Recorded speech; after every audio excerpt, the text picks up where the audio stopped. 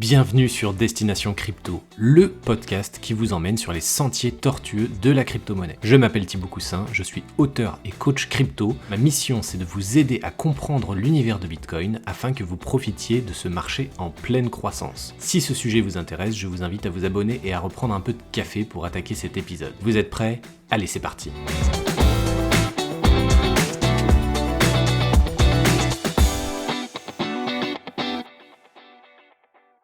Bonjour à tous, bienvenue dans ce nouvel épisode de podcast. Aujourd'hui, on attaque la partie 2 d'Agartha. Donc, je me retrouve encore avec Arnaud Després et Joao da Silva qui vont nous partager une deuxième partie de Agartha, la partie Labs Incubation.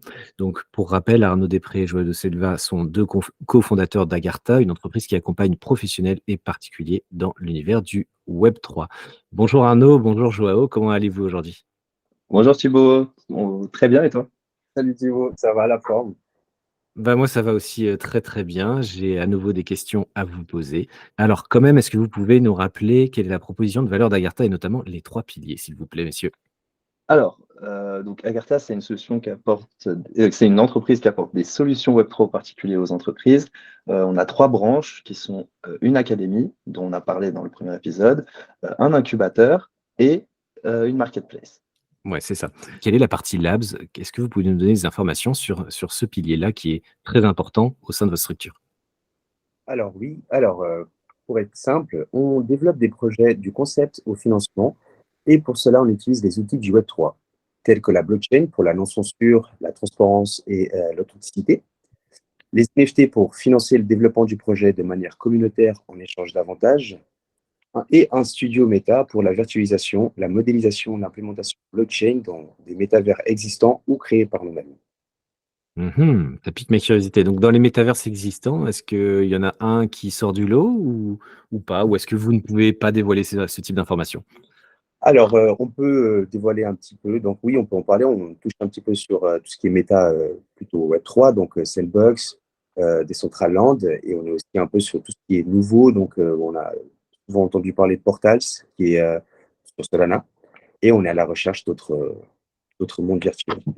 Ok, merci pour ces petites informations qui n'étaient pas prévues du tout. Alors, quel est le processus classique pour un projet qui est incubé par vos soins? Quelle est la démarche et comment vous accompagnez un projet qui voudrait s'entourer d'acteurs et passer par vos services pour se lancer et se propulser? Alors, pour ça, déjà, on va évaluer au tout départ, c'est le porteur du projet. Parce que pour un bon projet, justement, nous, on le prend quand il est tout bébé, donc au commencement. Donc, on va surtout se miser sur le porteur du projet. Déjà, selon son background, ses expériences, mais aussi, surtout, la volonté et la détermination qu'il va avoir à mener son projet. Donc, ça, c'est un peu une évaluation personnelle, j'ai envie de dire, du porteur du projet. Ensuite, on va étudier le marché. Donc, ça, c'est une approche classique. Avant de vouloir développer un projet de manière plus complexe, on étudie déjà le marché, la concurrence, les autres acteurs. Est-ce que le projet est viable? Après, on va partir sur la partie documentation. Donc, on va faire un business plan, qui est un document assez complet avec tout le cahier des charges en fait, du projet. Et là, on va rentrer dans la partie réalisation. Donc, il y a plusieurs pôles qui se composent notamment d'un pôle. L'une des premières grosses parties après le business plan, c'est l'identité visuelle. Donc, on fait appel à un directeur artistique qui va créer l'identité visuelle de l'entreprise, aussi le nom, le logo, tout le document, toute la documentation visuelle qui va autour du projet. Puis, il y a la partie développement, donc développement de projet en termes de quels sont les critères de ce projet, ce dont on a besoin pour le réaliser. Donc, ça peut être du matériel, ça va dépendre du projet évidemment, si c'est un projet de service ou pas, ou si on va faire un produit. Donc, si c'est un produit, une chaîne de production, si c'est un service, potentiellement des ordinateurs, du personnel. Et il y a la partie IT développement, où justement, ça va être une très très grosse partie aussi, parce qu'il faut savoir quels sont les besoins, comme on travaille beaucoup avec Internet, évidemment, avec des ordinateurs, avec des bases de données, des serveurs. Et là, on a quand même justement les blockchains qui sont un outil sympa pour nous simplifier pas mal de choses. Et donc, on a aussi des développeurs qui vont développer notamment des smart contracts qui peuvent simplifier grandement le développement d'un projet. Avec la partie qu'on rajoute aussi, notre petite touche personnelle à nous, c'est l'INFT à la fin, qui va représenter donc l'identité du projet. Donc, on va faire une collection qui représente l'identité et qu'on va aller commercialiser donc en faisant du marketing sur toutes les niches communautaires qui vont être intéressantes pour le projet et dans le but de sold out la collection d'NFT pour que le porteur du projet ait sa liquidité pour donc développer toutes les phases qu'il y a dans le business plan, bien évidemment. D'accord, et il y a un lien assez fort entre la partie enfin, entre vos 2 piliers qui sont l'académie et le labs parce que, si je dis pas de bêtises, des gens de l'académie peuvent ensuite, prendre part, au côté labs. Donc est-ce que tu peux ou est-ce que Joao peut nous faire un petit topo sur ce lien fort qu'il y a entre les 2 entités? Alors oui, bien sûr, il y a un lien très fort parce que ça fait un peu partie de tout le processus. Je trouve que c'est important d'avoir une information déjà en vue d'ensemble et de savoir comment on gère au niveau financier et au niveau même commercial un business. Et après, par la suite, d'avoir une idée et d'avoir un accompagnement. Pour rebondir sur ce que dit Joao, je pense que vraiment pour définir la stratégie d'un projet, il faut connaître son milieu, son environnement. Donc il y a toute la partie théorique sur l'accompagnement, sur l'éducation financière, sur la connaissance du marché qui est très importante avant de vouloir entreprendre en fait. Et c'est là que la formation a une réelle plus-value pour un porteur de projet qui désirait se lancer, surtout si son projet a un axe Web3 ou financier, ou, parce que maintenant on est dans un monde qui est quand même très financiarisé. Je Ouais. pense qu'on s'en rend compte à toutes les échelles de nos vies. Totalement, et ce que je veux mettre en avant aussi, c'est par rapport à la première partie qu'on avait enregistrée, le 1er épisode de podcast, c'est qu'effectivement, Agartha compte vraiment accompagner et faire de l'éducation un peu sur mesure avec un scope assez large en termes d'éducation financière et avec des cours qui veulent un peu sortir de l'ordinaire. Je vous en dis pas plus, donc allez écouter la partie 1, mais voilà, ça vous fait un petit teasing si jamais il y a encore des gens qui sont sur la partie 2 sans avoir écouté la partie 1. Voilà, alors, sauf erreur de ma part, vous comptez faire un test grandeur nature de votre processus en l'appliquant à votre structure. C'est-à-dire que vous comptez un peu vous incuber vous-même, c'est ça? Alors oui, nous avons fait le choix de prendre cette direction dans le but de tester notre concept. Donc nous nous sommes appliqués le processus d'incubation à nous-mêmes qui a duré approximativement 2 ans. Et actuellement, nous sommes sur notre phase de commercialisation et ça depuis le départ de notre CES à Las Vegas du mois de janvier. Est-ce que vous pouvez nous faire un petit juste comme ça, 1 ou 2 minutes sur le CES à Las Vegas? Parce que c'est quand même un événement, majeur, qu'est-ce que vous en avez pensé? Quels ont été les retours? Alors, ouais, c'était majeur, surtout qu'on a eu une préparation très tardive. On a eu l'opportunité d'y aller assez tard, donc fin novembre pour tout vous dire. Donc la procédure, ça a été très très rapide de s'organiser pour partir aux États-Unis, donc tout début janvier. Donc c'était une expérience vraiment formidable. Pour nous, la volonté d'aller là-bas, c'était d'auditer notre projet, justement, après 2 ans de développement, de se confronter à toutes sortes d'acteurs de différents domaines, mais des professionnels, des entrepreneurs. Donc on a pu vraiment avoir des gens de tous les pays du monde qui nous ont posé des questions sur notre projet, qui nous ont demandé de l'expliquer. Donc ça a été un très gros exercice aussi pour nous, notamment au niveau du pitching, de comment synthétiser, être clair et précis quand on a un gros projet comme le nôtre. Donc notre but, c'était de trouver des partenaires, notamment donc d'autres acteurs de marché qui avaient aussi des projets avec lesquels on pourrait collaborer pour se donner de la force en étant une startup. Aussi trouver des clients, donc des personnes intéressées par nos prestations. Ça a été un retour très positif pour les deux. On a aussi trouvé des investisseurs, ce qu'on ne cherchait pas forcément du coup pour le coup, vu qu'on veut un investissement communautaire. Donc là, c'était un petit peu un serpent qui se mord la queue, parce qu'on a des VC et des business angels qui sont venus nous voir, mais du coup, on n'était pas forcément. On leur expliquait qu'il fallait qu'ils achètent des NFT. Donc ça, c'était assez marrant comme dans le dialogue aussi à certains moments, voilà, d'expliquer le concept. Mais oui, c'était un retour, en tout cas, que moi, j'ai trouvé très enrichissant, que j'ai adoré. Après, Joao peut-être veut dire 2 mots là-dessus aussi. Non, pareil, pour ma part, je suis pour suivre Arnaud, c'était une expérience pour moi incroyable, inoubliable dans un certain sens parce qu'il fallait y être pour pouvoir accéder à ce genre d'événement. Et franchement, j'ai pas grand-chose à dire à part vous dire que c'était une expérience inoubliable, concrètement parlant. Il y avait quelques autres acteurs français, suisses ou pas loin de chez vous qui étaient présents sur le salon? Alors oui, on a rencontré déjà, nous on était sur le stand Swiss Tech, donc c'est la délégation suisse, au même titre qu'il y avait la French Tech qui était en face de nous. Et donc on a rencontré déjà sur le stand Swiss Tech d'autres startups qui étaient Web3, notamment Peer Wallet, qui est un wallet décentralisé très simple d'utilisation, très communautaire. Une autre startup qui s'appelle Actao, qui est très intéressante aussi, qui propose des solutions, je vous conseille d'aller voir. On a rencontré, oui, donc des acteurs du Web3. Sur les stands français de la French Tech, c'est marrant, mais on a eu des échanges, mais pas forcément avec des acteurs du Web3. On a rencontré un jeune homme qui est devenu notre ami sur le moment, parce qu'on s'est vraiment apprécié, qui a créé les premiers rollers électriques au monde. Donc, c'était super intéressant. On a toutes sortes de projets, de jeunes porteurs de projets très innovants, avec des idées, des choses à mettre en avant. Donc, ouais, niveau même humain, c'est vraiment une expérience que je recommande à n'importe qui. C'était Mmh. vraiment de voir plein de gens, en fait, un peu comme nous, dans notre esprit très déterminé et de se retrouver tous là-bas, en fait, à Las Vegas surtout. on était là, mais c'est incroyable en fait. Tu te rends compte en fait que des personnes très authentiques, qui ont des projets, qui ont des idées, qui ont une force motrice, qui veulent amener ce monde vers l'avant. Et c'est ça qui est intéressant de voir cette jeunesse, cette génération pousse vraiment, qui se donne les moyens pour arriver quelque part, quoi. C'est ça qui est vraiment. Ouais, tous ces esprits poussent la réflexion toujours un peu plus loin et ça, c'est assez fou pendant quelques heures là, ça doit être, quelque chose d'exceptionnel, j'imagine. Alors on va revenir un peu au cœur du sujet, hein, la parenthèse CES est finie, mais en tout cas, c'était cool d'avoir un retour parce que moi, j'y suis jamais allé et j'ai jamais eu d'écho de cet événement, par des personnes, voilà. Donc fin de la parenthèse. Au niveau de l'incubation, donc Agartha Labs, quelle est votre capacité en interne à accompagner des projets à forte valeur ajoutée? Je sais que quand je parle des fois avec, d'autres incubateurs, des fois, il y a des limites de à peu près 4 projets par an. Vous, comment ça va se passer pour, savoir, est-ce que vous avez les ressources humaines et les outils suffisants pour, accepter un certain nombre de projets par an? Alors, il faut savoir que le fait qu'on se soit auto-incubé, justement, ça nous a permis d'élaborer des cahiers des charges très précis dans tout plein de domaines. Et aussi qu'on a commencé à travailler sur d'autres projets, donc ça nous permet de structurer. Et nous, là où on travaille, où on met un point d'honneur à travailler, c'est de structurer au maximum les projets et puis par la suite les cahiers des charges pour vraiment quantifier la quantité de travail qu'il y a à faire sur chaque projet. Pour ça, on s'est déjà entouré autour de nous de personnes avec qui on collabore, qui sont chacune expertes dans des domaines très précis.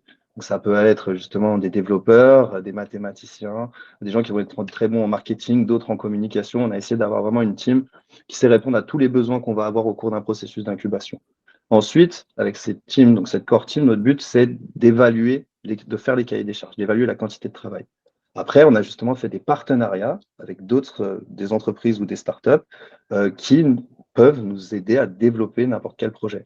Donc là, on a un focus en termes de quantité de projets qui est, euh, qui est basé sur le domaine dans lequel sont les projets. C'est-à-dire qu'on a vraiment priorisé certains domaines qui sont l'éducation, le domaine, j'ai envie de dire, l'événementiel avec la culture et l'art comme vecteur. On a la technologie, donc créer des outils technologiques qui vont nous permettre de scaler des projets, donc d'être plus efficaces dans notre développement, et des projets qui vont être commerciaux, où là, on va viser des secteurs comme l'immobilier, où pareil, c'est des gros domaines, mais où la procédure est tout le temps la même, en fait, au final, quand on va vouloir agir. Et aussi, après, on a des projets environnementaux, qui, eux, sont les plus gros à porter, mais c'est vraiment là qu'on a priorisé. Donc, on est en train de développer des projets dans chacune de ces catégories. Pour le moment, on est déjà très occupé au niveau de notre processus d'incubation à l'heure actuelle. Donc, on n'est pas forcément à la recherche tout de suite de nouveaux porteurs, mais notre modèle est scalable et on compte avoir des beaux succès sur toute l'année 2023 pour après être ouvert à plus de projets par an. Mais pour répondre à ta question initiale, on ne se fixe pas de limite en quantité d'incubation. Ça va dépendre de l'évolution de l'entreprise, de l'intérêt qu'on porte pour les projets. Et après, nous, notre maître mot, c'est la scalabilité. Donc, à partir du moment où on a les process qui sont prêts en interne, on sera capable de développer autant de projets qu'on le souhaite. D'accord, il y a pas mal de paramètres à prendre en compte qui fait qu'on peut pas donner une réponse comme ça de 3, 4, 5. Non, C'est au cas non, parce par qu'il y a, cas et bah ouais. oui, Mmh. il y a des projets qui peuvent même être enfin, beaucoup plus simples à faire que d'autres. Par exemple, si je prends un projet où on va être sur simplement le développement d'une application ou un tool très simple, très efficace, ça va un projet qui va peut-être mettre un mois de développement et qui va être beaucoup plus simple à commercialiser. Par contre, pour un projet environnemental où on va devoir faire de la R&D, donc qui peut déjà prendre des années, c'est des investissements qui peuvent être colossaux, ça n'a rien à voir. Donc, on peut avoir un projet qu'on va développer sur 5 ans et puis 10 autres qui vont se faire dans l'année. Donc c'est pour ça que je trouve ça très difficile de donner une quantité en effet. Ouais, ouais. Non, ça se tient totalement, effectivement. Ce qui est intéressant aussi, c'est, que vous avez pas encore forcément de retour. Est-ce que le programme d'incubation est déjà ouvert? C'est-à-dire que si moi, par exemple, je suis porteur, d'une idée, est-ce que je peux d'ores et déjà vous contacter et on peut déjà mettre en place des choses dès maintenant?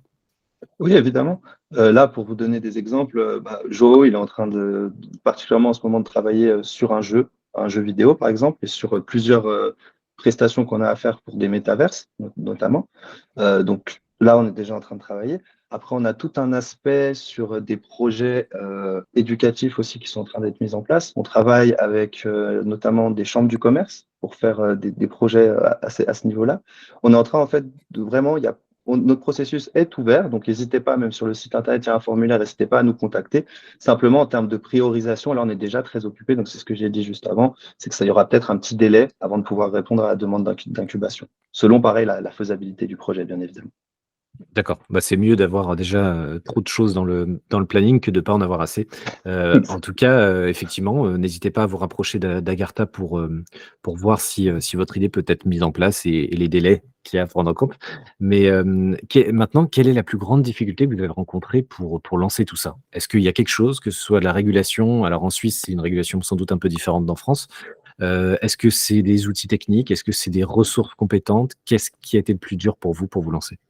Alors, pour ma part, ce serait la multitude de tâches à effectuer. Le fait d'avoir plusieurs casquettes, de toucher à différents secteurs, que ce soit l'étude de marché, la création d'identité visuelle, le marketing, le développement blockchain, même méta, c'est un gros boulot. Ouais. D'accord. Et toi, Arnaud, est-ce que tu as un autre obstacle que tu aurais identifié? Alors, le multitâche, c'est vrai que c'est quelque chose avec lequel on a dû vraiment combiner avec Joao. C'était assez impressionnant, surtout il y a un an en arrière où la team était beaucoup plus petite. Donc, on avait vraiment une dizaine de tâches dans différents domaines à faire chacun. Il fallait vraiment être accroché. Après, c'est aussi ça qui qui nous donne de l'expérience pour tous les autres projets, justement, qui nous a permis de savoir comment faire les cahiers des charges de manière précise. Et c'est là que, pour moi, la plus grosse difficulté, en fait, c'est de tenir notre business model et de vouloir s'auto-incuber. Mais c'est aussi une difficulté sans en être une, puisque c'est ce qu'on voulait, c'est un choix qui est totalement assumé, et ça nous donne que de la force pour tous les autres projets qu'on est en train d'incuber. Donc, les barrières, en effet, comme tu as souligné, peuvent être nombreuses. En partie, la barrière légale, c'est tout des choses, des sujets sur lesquels on a dû se pencher, qui nous ont pris du temps. Mais au final, bah, on trouve des solutions, hein. C'est dans l'intitulé. Donc, on trouve des solutions et puis à chaque problématique, on la résout. Et puis, on part du principe que c'est jamais fait que pour une fois. C'est chaque leçon, chaque expérience qu'on tire, bah, on l'a tirée pour tout le reste des projets qu'on va développer. Donc, c'est là que c'est très intéressant, en fait. Les difficultés nous rendent que plus forts, si je dois résumer. Bah oui, de toute façon, l'échec fait partie de la réussite, hein. Donc, le fait de vous être auto-incubé, je pense que ça va vous apporter énormément sur tous les aspects de l'incubation et c'est très chouette. Ça, c'est quelque chose que j'ai pas vu ailleurs. Donc, franchement, c'est très cool d'avoir fait ça. Et bah, c'est clair que vous allez pouvoir accompagner d'une meilleure façon les autres projets en ayant fait ça. Pareil, une question très classique sur quelle est la porte d'entrée pour vous contacter? C'est le site internet? Ouais, en partie. Alors, site internet, notre mail aussi, hein, admin@agartha.ch. On a les formulaires aussi qui sont présents sur notre site. Donc, si jamais, on a les réseaux sociaux sur la page LinkedIn, autant que nos deux LinkedIn personnels, Ajo et moi, on répond aussi, on est joignable. On ne les a pas automatisés au niveau de la prise de réponse, donc vous pouvez nous contacter, n'hésitez pas. On vous répondra en personne. Après, oui, aussi Instagram, Twitter, on essaie d'être actif partout et de répondre à tout le monde. Donc, ouais, on est plutôt joignable, normalement. Ok. Et est-ce qu'il y a sur les réseaux, on peut voir un peu les différents projets que vous incubez ou est-ce qu'il y a un endroit où on peut voir un peu tous les projets que vous accompagnez? Alors, pour le moment, là, en termes on se concentre sur Agartha, la sortie de la collection d'Agartha, en termes de promotion réseau. Faut savoir que par contre, dès que notre collection sera sold out, on va enchaîner directement avec tous les autres projets. Donc là, vous avez déjà sur le site internet, sur la partie, vous pouvez voir les projets qui vont être lancés. Donc, vous pouvez les voir sur le site du Labs. Il y a déjà quelques projets qui sont mis en avant et il va y en avoir d'autres qui vont être mis en avant dès qu'on aura sold out notre collection. D'accord. Ok. C'est très clair. Et est-ce que vous avez une dernière chose à partager à l'audience? Voilà, vous avez encore quelques minutes pour mettre en avant quelque chose.